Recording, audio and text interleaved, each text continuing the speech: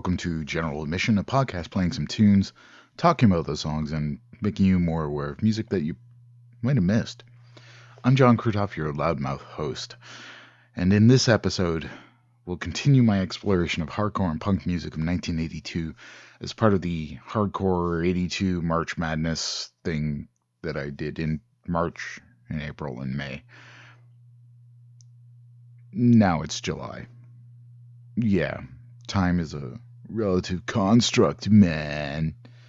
Alright, so this month I'm digging deeper into the deep cuts that didn't make the top 64 songs, in my opinion. To further extrapolate on the point I've been making over the last half a year or so, 1982 was the best year for hardcore punk music. Just listen to this month's post and think about just how many of those songs were better than anything in the last year, say.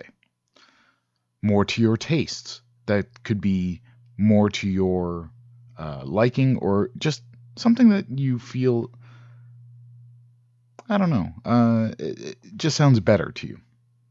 More urgent, whatever your criteria for best is, think of those when you're listening to these songs and compare them to what you heard this year or last year.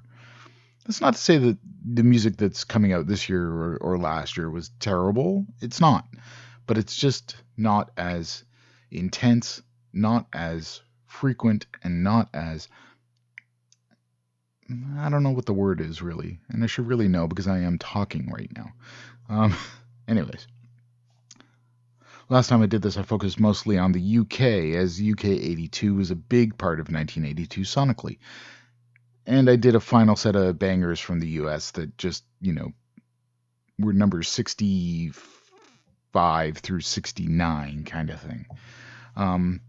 That doesn't mean I absolutely rated every single song from 1982, but I have done a hell of a lot of work listening to a lot of stuff from 1982 this month. And so this is some of the songs, not anywhere close to all of the songs are representational, but here are some of the songs that are what I'll call deep cuts from around the US. First up, 7 Seconds.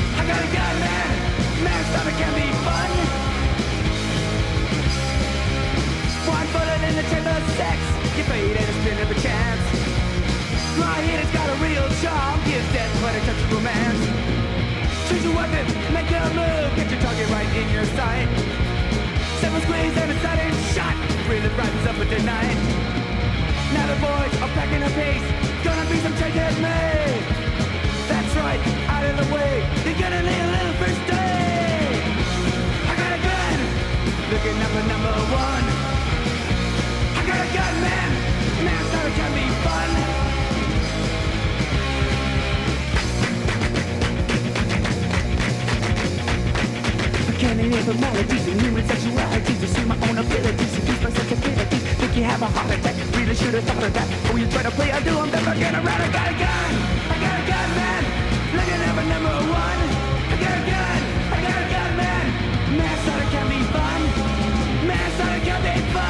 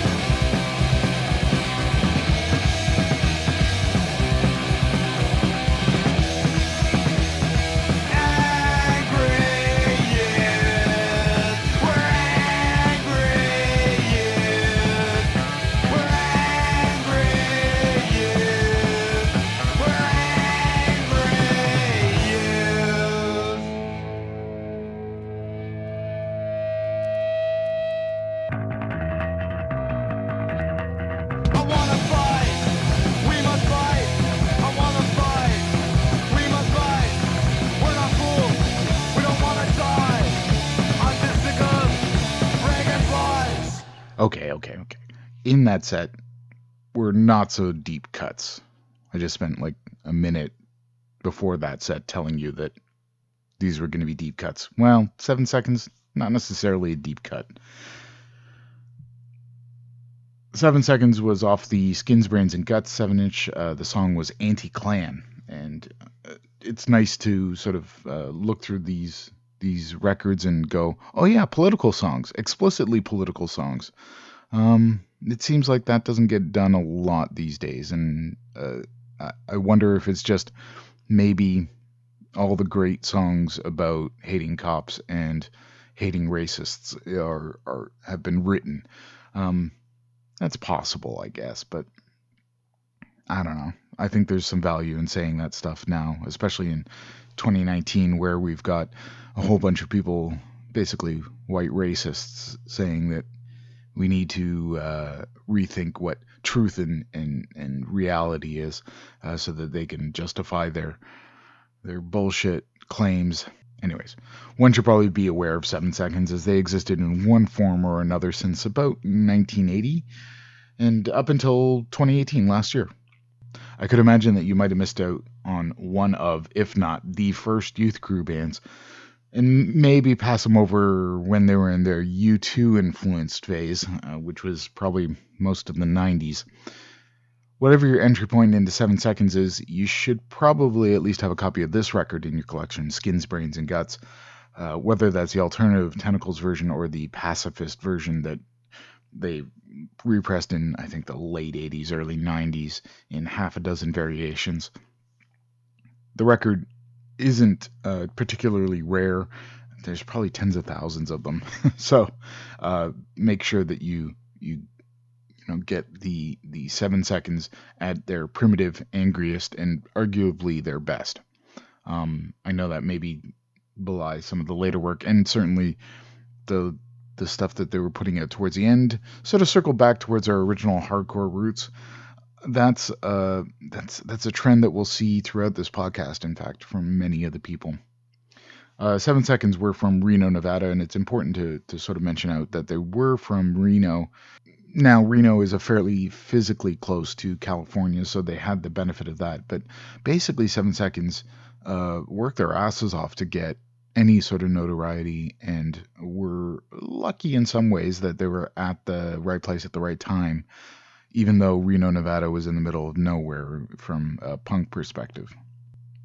Next up, we're Channel 3 with I've Got a Gun off the 7-inch released in 1982. Actually, it's technically off the LP, but It could be the 7-inch or the LP, whatever you wanna go with. Both released in 1982, both with the same name. They weren't particularly inventive with their naming titles.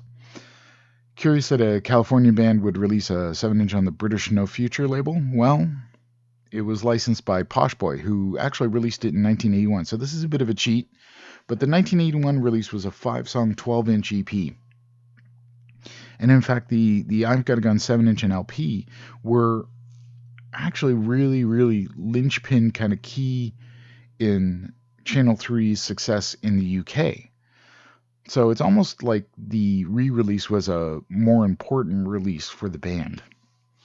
The UK release also cuts 2 of the weaker songs off that 12-inch, Wet Spots and Waiting in the Wings, which are less political. As the band gained a lot of UK fans for those domestic releases, they also started to tour the UK, and they were surprised by their own success in the UK. So it's kind of a neat little story. I suppose this was, because of some of the similarities between the second wave of UK 82 sounding bands, but also how Channel 3 sort of have a throwback sound to the first wave of punk as well. That should come as no surprise because those songs were all written as early as 1980. So when you have 2 years to perfect a song, it tends to get better and better. It's also interesting to note that these songs, even though they were released in 81 and 82, that being written in 80, you can really hear sort of how different the times were.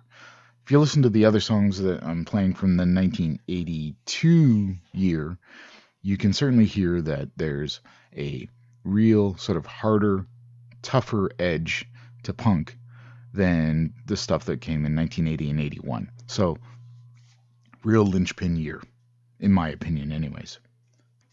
Channel 3 started to change the sound after this in around 83, 84, moving towards a harder college rock sort of sound, which lasted through the mid and late 80s. But like 7 Seconds, came back to the sound that people wanted to hear starting in the early to mid 2000s. Strange how when you get older and all of a sudden you start playing punk rock again.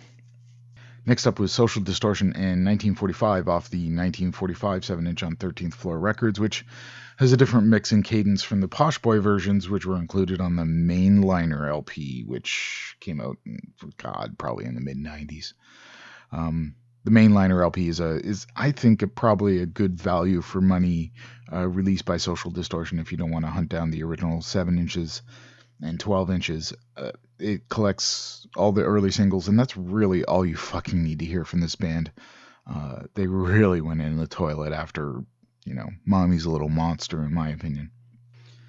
Social Distortion were a punk band to start, but like 7 Seconds and Channel 3, they also started towards a different sound, and this sound was particularly a rockabilly roots rock kind of sound, bluesy, country. Throw in those genres into a blender and you get what Social Distortion became.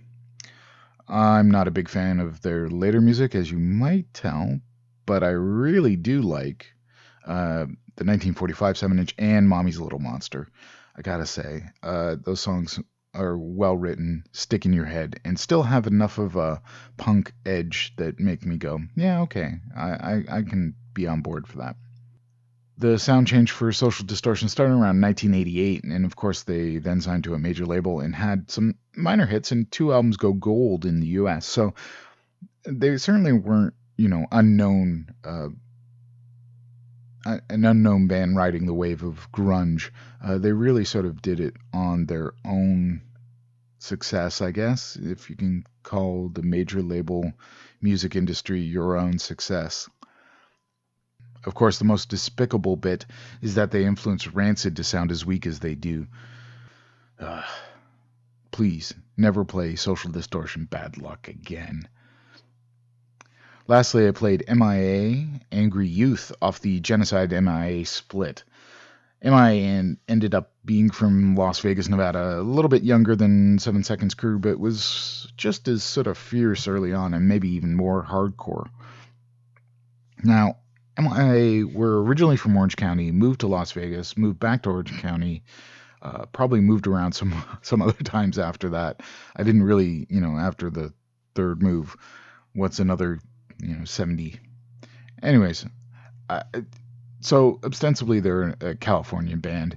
At least everyone I've ever chatted with, no one ever really thinks of them as a Las Vegas band. Maybe some of the people that are from Las Vegas.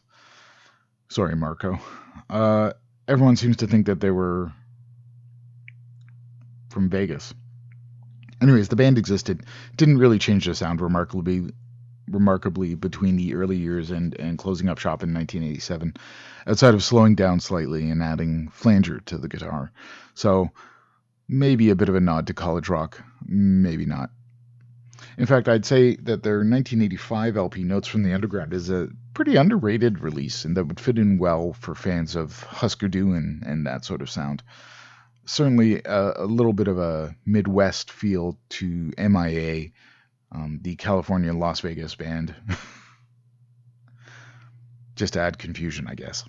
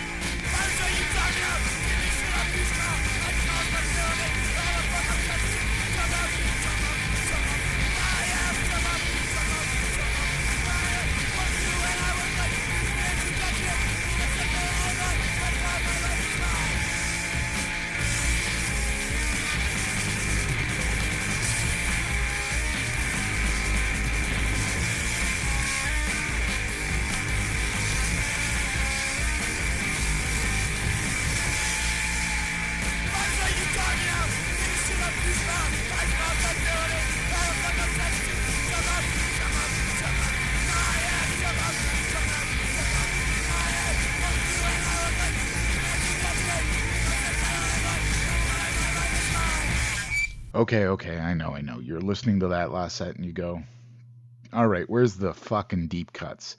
Another set of bands you probably know, but important to mention that, again, these are not the top 64 songs, although I should probably put it Snuff 'Em by Meatmen in the top 64. Although I don't know if it would have gotten anywhere as far as some of the other songs. So just a thought. Anyways, another set of bands you probably know, although if not, I hope you enjoyed what those bands brought you. First up were the Meatmen off of the Blood Sausage 7-inch, a song called Snuff 'Em, which I think is probably a musically complex song that you should probably have another listen to if you're a music nerd. This is probably the first example of a hardcore band playing in non-4/4 time. They're really kind of doing a 5/4 kind of thing. Anyways, I don't know if you're a music nerd or not, or know what 5/4 is. 5/4 is a different time signature where there are 4 root beats with a little hiccup, for lack of a better word. Anyways, listen to Snuff 'Em, and it's just it's got that kind of a weird swing.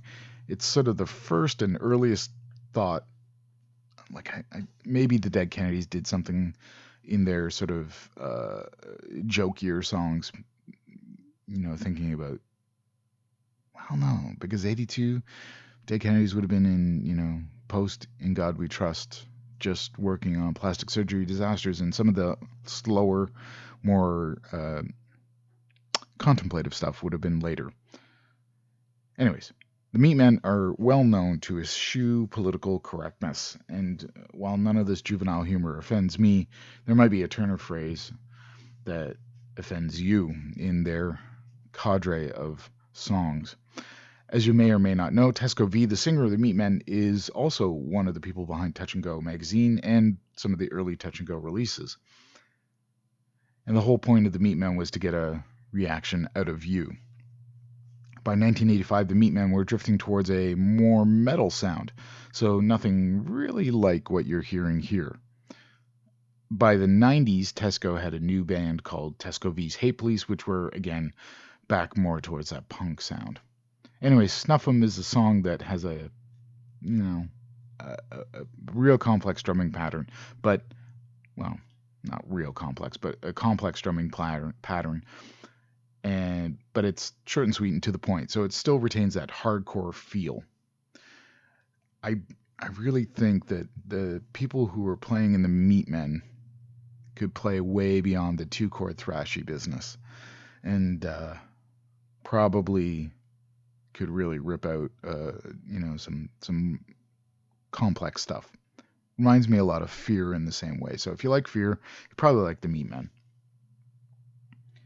Next up was SS Decontrol with Fight Them off the classic The Kids Will Have Their Say LP on Exclaim and Discord, and Tang did a reissue of that recently, and it's been bootlegged to hell, so it's around.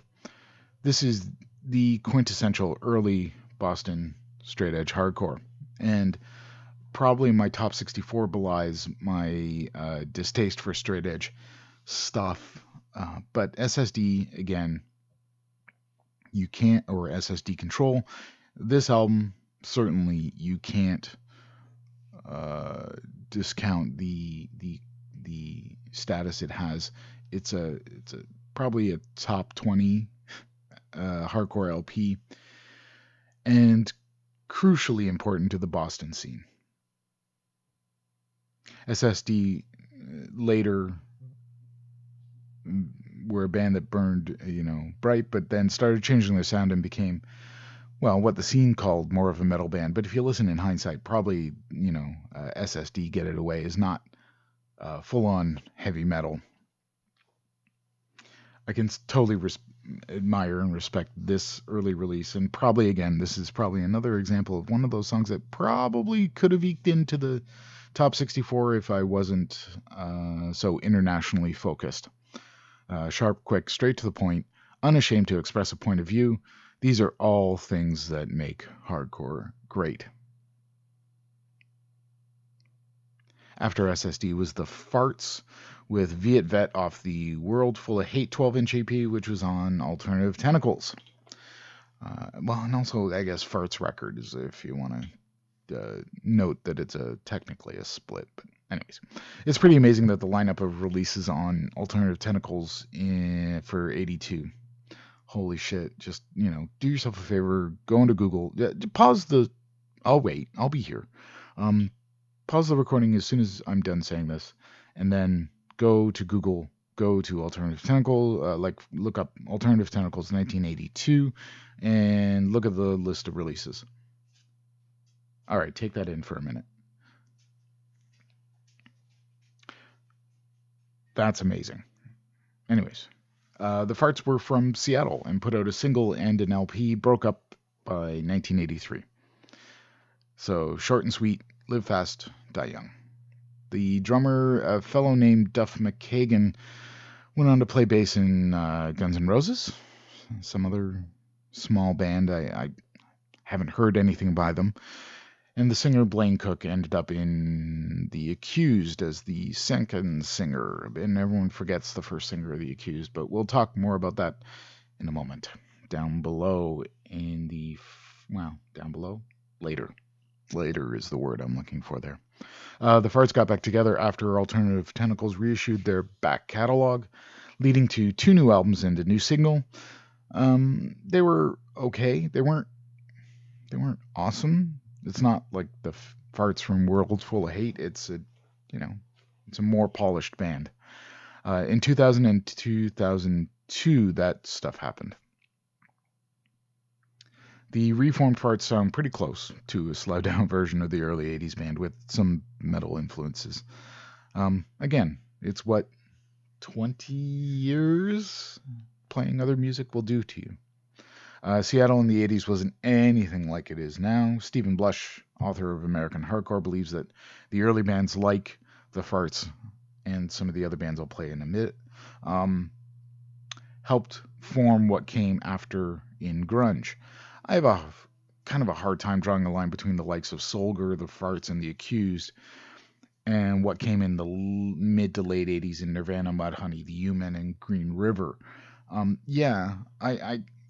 They're all sort of rock and roll that's against the grain, but to me, I don't see the connection other than Mudhoney, U-Men, Green River, those sorts of bands were listening to Solger, the Fartz, the Accused. I hear more of what came out of grunge. I hear more of a hard rock approach with garage sort of fuzziness. So, yeah. Anyways, in reality, most of those bands that started popping up in the mid-'80s were much more influenced by their contemporaries or bands that came just prior to them. I'd imagine Flipper and late Black Flag would have had more of an influence than the Fartz, particularly. Especially in Seattle. And especially seeing as those, the Fartz releases and Solger's releases and the Accused were fairly well known in the mid-'80s. But those releases weren't particularly widely restocked in the same way other more contemporary works would have been. Anyways, that's an interesting side note to think about as we move through talking about how 1982 was a pivotal year for things. Lastly, I played White Cross from Virginia and the song Jump Up off the Fascist 7-inch. And that's this record is probably in my top 10. Top 10, let's qualify it a little because top 10 hardcore singles. Or hardcore 7-inch EPs. It's a solid 10 minutes of hardcore, jam-packed with everything that I think makes a great hardcore song. Anger, speed, some riffs slammed together, and an adequate layer of fuzz on top to make it difficult to hear straight. I can't say a ton about White Cross because I don't really know much about them. They're sort of the Fix of the South for me. The Fix being a band from Dearborn, Michigan on early Touch and Go. Their records are, they put out 2 records. Again, same ferocity, same speed, same sort of approach to just 100% and then stop.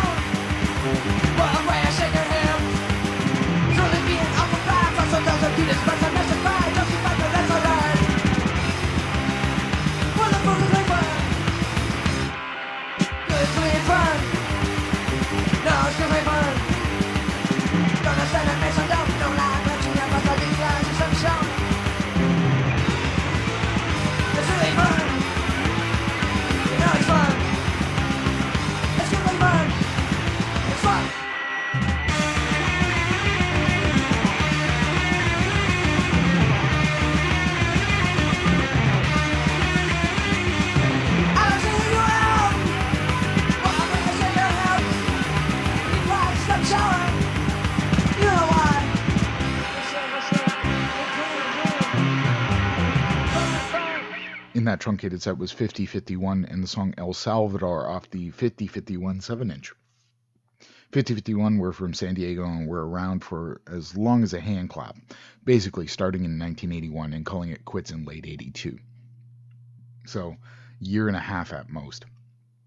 After releasing just one 7-inch. It's a damn good one too, though. So, don't feel bad about their short existence. What they left us with was really, really good. Basically, the band existed and no one did much more. It's been referred to as a killed by hardcore type of release, which is record nerd slang for punk equivalent of a one-hit wonder and then disappearing off the face of the earth. During their short run, the band opened for the Cramps and Battalion of Saints, so they certainly were well enough connected. And they were on bills with Circle Jerks and other Californian greats. So what happened? This is a really good question, and no one can seem to answer.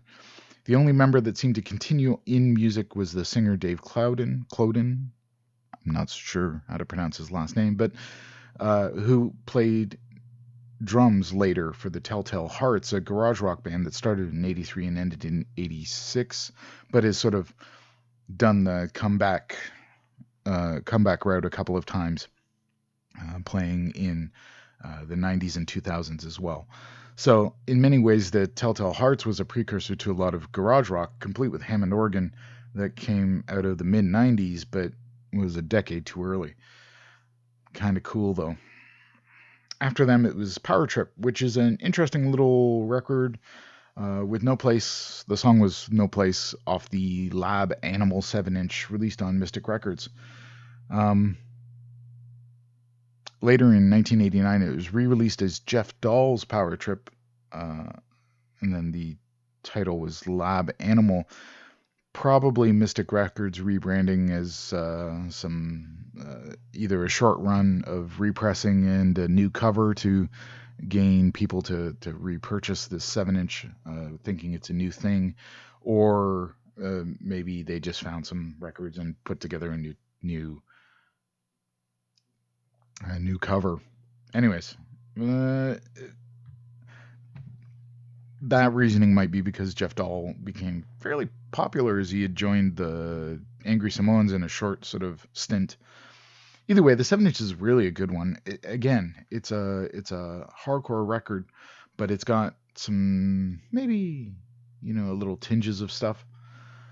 As many of the early bands, the Angry Samoans also tried to bring a more of a metal influence on the follow-up album, and maybe that wasn't the best idea. After Powertrip was Willful Neglect with a song called Good Clean Fun. Keep that in mind as we'll talk about another Good Clean Fun in a moment. Midwest Hardcore from Minnesota did 2 12-inches, then broke up, and 3/5 moved on to a band called the Tranks, who put out a 7-inch in '87 and then dropped off the map completely. Willful Neglect certainly fit the bill of good hardcore band. If they had toured and pushed more, they might have actually become more recognized and not sort of been relegated to the unknown hardcore release phenomenon that happened in the 2000s, where people started digging into old collections to find stuff that they hadn't heard before, and all of a sudden we're discovering bands like Willful Neglect and 5051 and things like that. If they were from California, I think they probably would have been much, much bigger. But they weren't. They were from Minnesota, and not even the meager scene that was there at the time in the early 80s, mid 80s, could help them continue.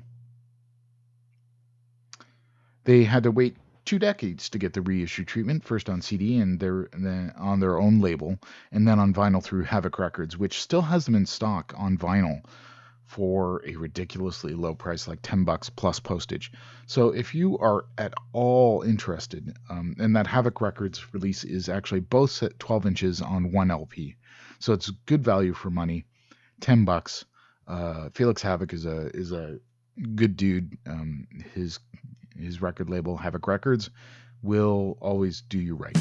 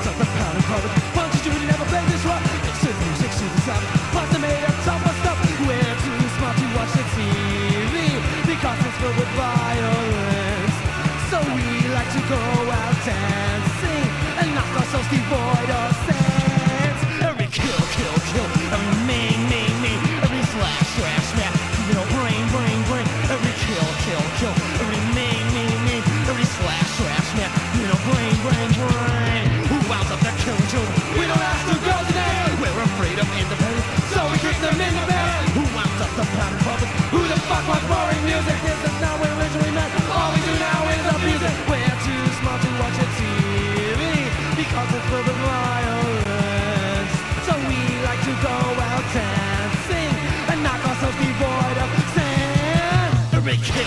kill. Every me, every slash, smack. You know, brain, every kill. Every me, every slash, smack. You know, brain.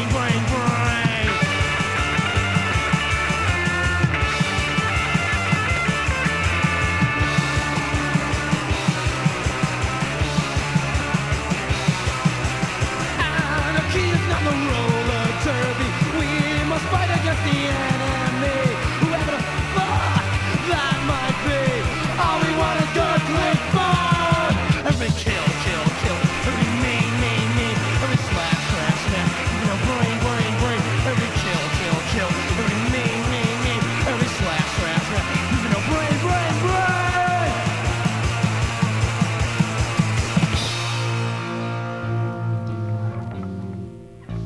The world owes me a living.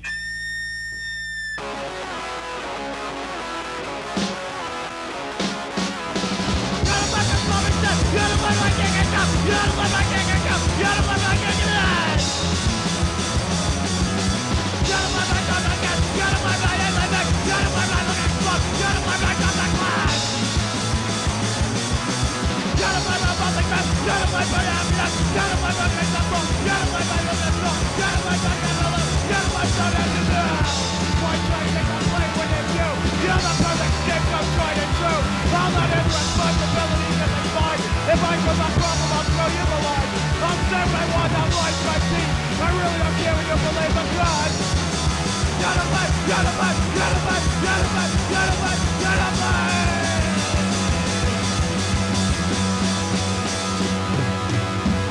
You're all to fucking blame.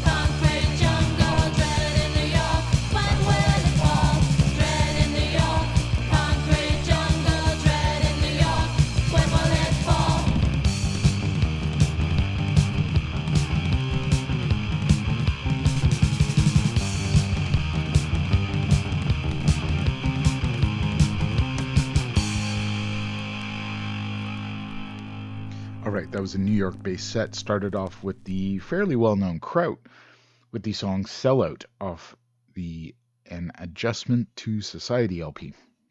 I know everyone out there is saying, why wouldn't you play All Twisted Up or Matinee? Yes, good points. Those are probably the best known songs on the LP, but I think Sellout is actually the best song on the LP. Controversial? Maybe. Hot take? Probably. It doesn't really matter because the whole LP is a pretty solid one. Kraut have always reminded me of sort of the Battalion of Saints of the East Coast. Sort of, you know the name, you'd see the name on their jacket. You maybe didn't get the records right away because there was a Dead Kennedys or a Bad Brains or a Black Flag or some Circle Jerks record that you wanted to buy more. And then you couldn't find their records anymore for a decade or two, and then Discogs and eBay happened, and you could get all that stuff again.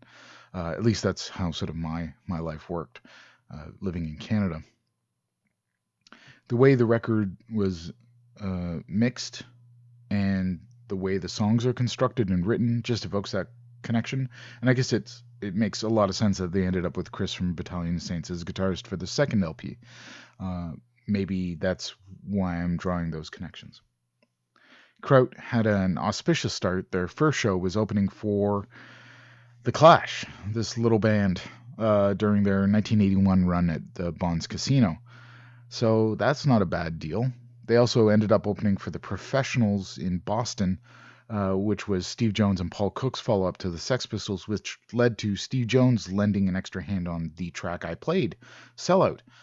He also played on Kill for Cash and Onward off the An Adjustment to Society LP. So, if you're a Sex Pistols fan and need to have everything that those people have put on, you need to add this to your list of things to own because of the appearance of Steve Jones. And he actually, I can't tell any difference, so yeah, doesn't really matter. I think he also produced the second LP, Wetting the Scythe. So there is some classic punk connections between Kraut and the first wave of punk. Really, if you're looking for a bridge band between hardcore and punk, Kraut might be your best bet. I will say that the follow-up LP, Wetting the Scythe, is good, but a little more melodic. Again, sort of thinking about where bands went after 1982, and it seems like a lot of them went more melodic, more commercial. After them were False Prophets, Good Clean Fun off the 7-inch of the same name. I just mentioned Good Clean Fun probably a few minutes ago. So here we are again. False Prophets for me, and this is for me, will always be synonymous with ridiculously long fingernails.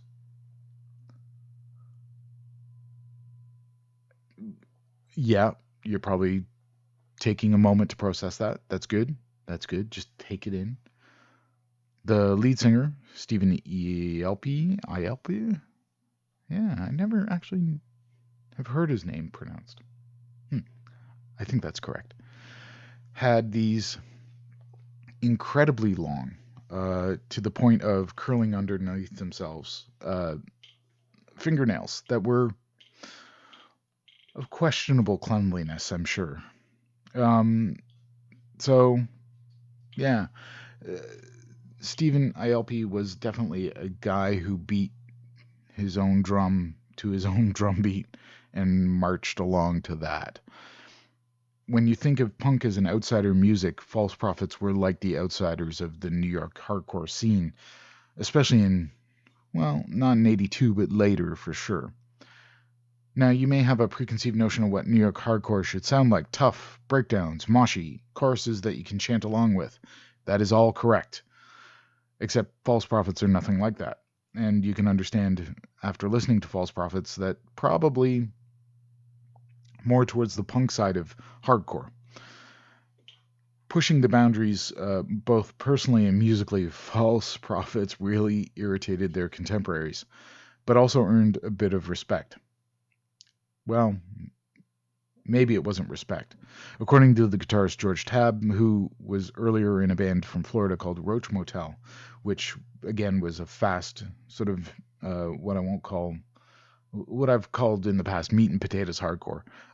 Nothing super exceptional except that they were kind of the first to do it. A lot of those early New York hardcore bands like Agnostic Front, who were contemporaries of Roach Motel, Urban Waste, Antidote, some of those other early hardcore bands, probably Beastie Boys to some extent, were listening to the Roach Motel 7-inch because there was some New York connection. Oh, George Tabb was the New York connection because George would come back to visit his parents in New York City and drop off Roach Motel records at Bleecker Bob's and those sorts of places. So those records got sort of circulated there, and of course, bands picked those up, heard it, and wanted to play faster, harder. more tougher, I guess is the word I'm looking for. So George sort of thought in an interview that he did in the 2000s, he was talking about how during his time in False Prophets, he did eventually quit False Prophets in about 1986 or so. But he did say that he sort of gave the band a bit of a protection sphere from any sort of aggression from the New York hardcore crowd. But when George quit the False Prophets, it also seemed to coincide with when that sort of protection ran out. And apparently Stephen Ialpi had gotten the shit kicked out of him by Jimmy Gestapo from Murphy's Law. Again, allegedly. I'll say allegedly because I don't know any of that stuff happened. But it seems like George probably was the protection racket. In hindsight, a lot of bands sort of begrudgingly respect False Prophets because they were so out there doing their own thing. And if you pick up either of their albums from Alternative Tentacles, you'll hear that it's not your typical New York hardcore, but it's a New York band. And that's kind of what this set is. Crowder from New York, False Prophets are from New York, and the next band I played were Nihilistics, and they're also from, Long Island. Beggars can't be choosers. So Nihilistics were up next, and the song You're to Blame off the self-titled 7-inch from Long Island. They were part of the early New York hardcore scene as well, but not being from Manhattan or Brooklyn relegated them to a bit of an outsider status as well. Not in the same way that False Prophets were, but outsider a little bit.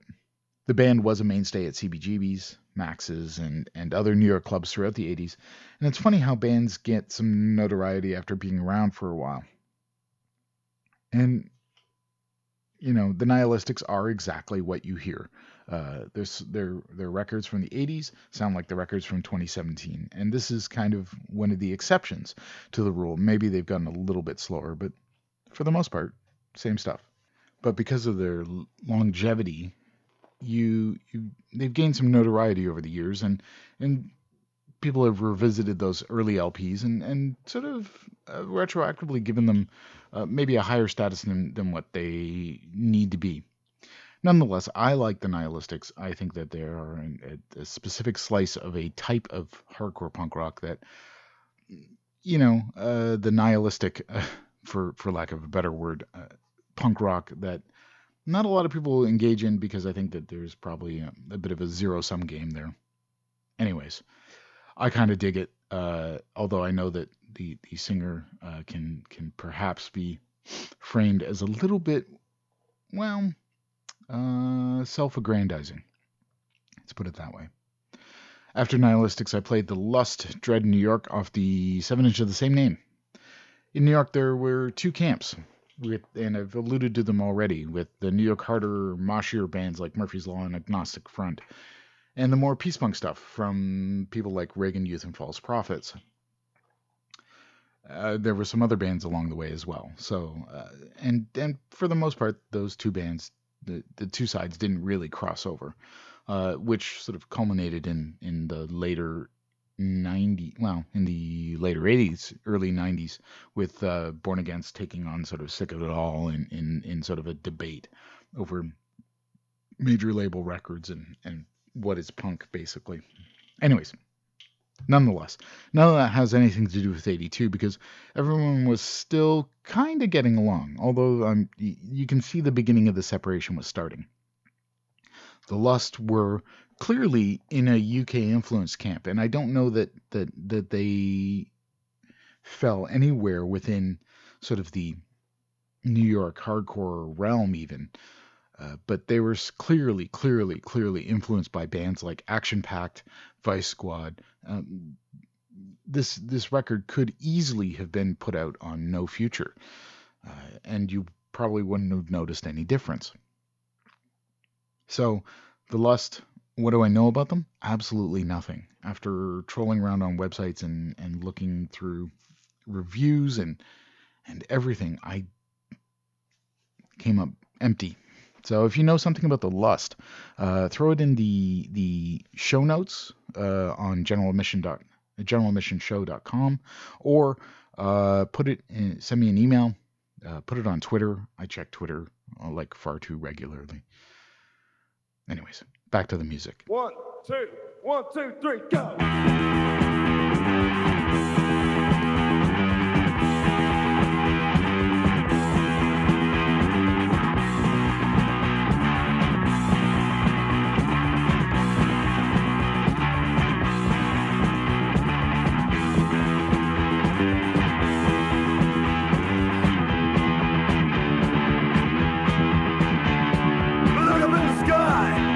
It's a bird of plane. It's a nuclear warhead. And it's coming your way.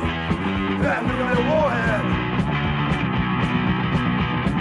Nuclear warhead.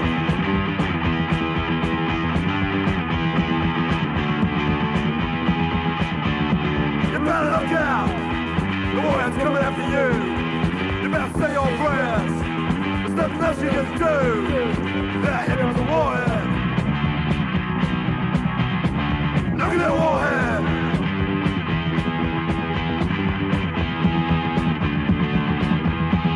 Nuclear warhead!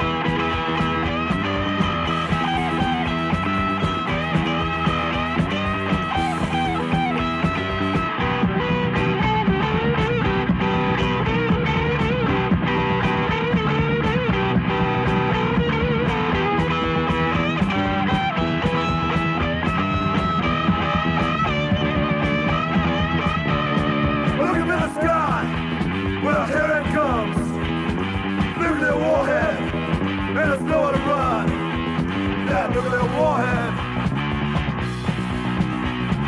Nuclear warhead!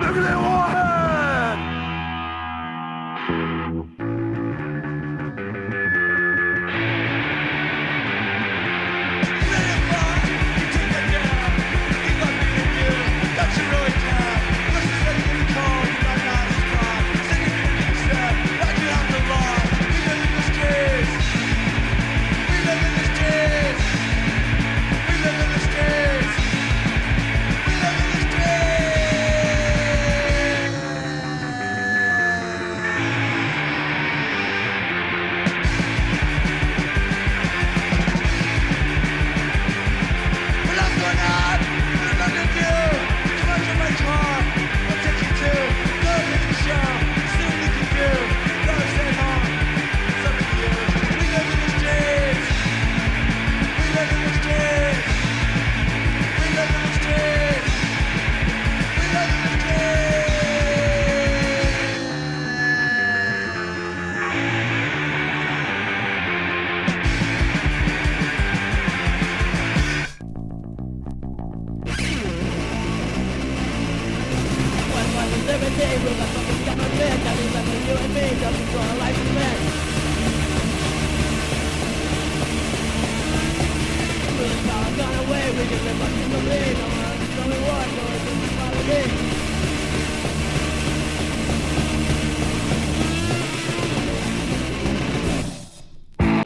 Okay, in that set, I had a war-themed set.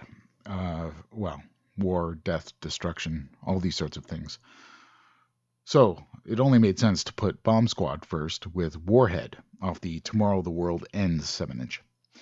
This particular Bomb Squad was from Dallas, and there's a whole bunch of bands with the name Bomb Squad, including a current one from Portland. And this band opened for the Dead Kennedys on their 1983 tour through the Lone Star State, and then I don't see any mention of them much after that.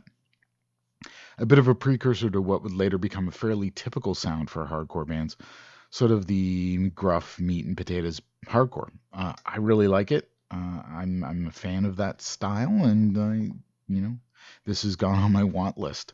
The band released an LP after this, which is apparently a bit better. I don't know yet. I haven't really sought it out or tried to find it, but similar enough that if you like this, you will like the LP. Anti were up next with Streets off the I Don't Want to Die in Your War LP. Anti were the typical political punk band from the early 80s. If you want an example of what that is, here it is. Perfect example. Angry political lyrics, check. Hardcore punk, but leaning towards the punk side, check. They existed for a couple of years and put out maybe, I think, another 2 LPs. Check. Oh, wait, no, that's not actually anything to do with political punk bands. So they went through numerous group changes, but centered around Dan Dean and Gary Cale, who were playing together as Anti as early as 1979, even though Dan Dean wasn't the singer then. It's actually kind of an interesting story. If you look up Dan Dean on the internet, you can go to his website and read a little bit more about Anti and what he's done since then, because he's been a pretty prolific songwriter. By 1984, Anti had released their last record, although I do see on some flyers from 85 that they were still sort of playing out and about. So they probably didn't officially end, but just sort of faded away. Rejectors were next with Life with Liberty off the Thoughts of War 7-inch. Rejectors were from Seattle. At the same time as the Fartz, Solger, and a bunch of other, Seattle-based bands. They released records on the same label as the Fartz Records. They did a split with the pre-Blaine Cook Accused. So undoubtedly, the Rejectors rather, were in tight with the Fartz and the Accused. The band disappeared shortly after 83, so again, kind of a couple of records and done. The 7-inch and the split with the Accused are all they recorded, but they were fairly active around Seattle in the 80s. So, if you look on hardcore show flyers or other places like that to see, looking for the Rejectors, you can find actually they played quite a few in quite a few bigger shows. So again, same sort of deal. Interesting to figure out what happened with them, and I couldn't really do any of that because nothing came up.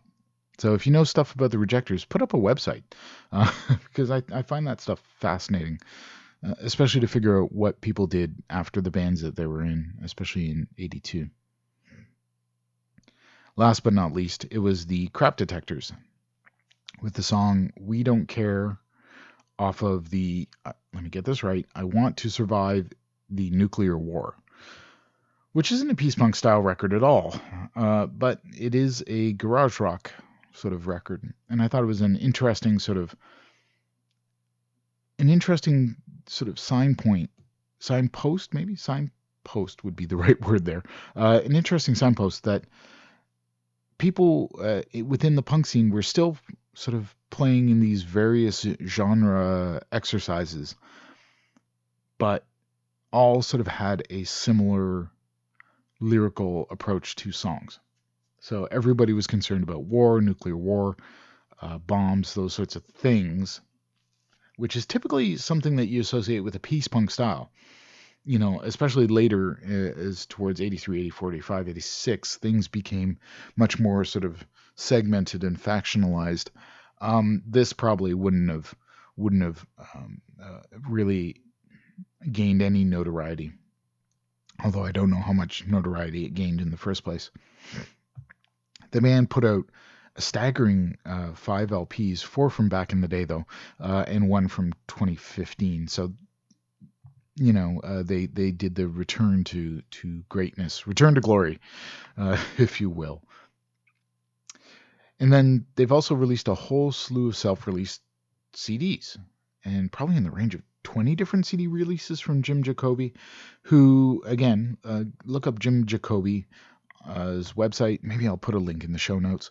And you can see his wealth of work from not only the around 79 or 80 as starting as the Crap Detectors, but throughout his entire career.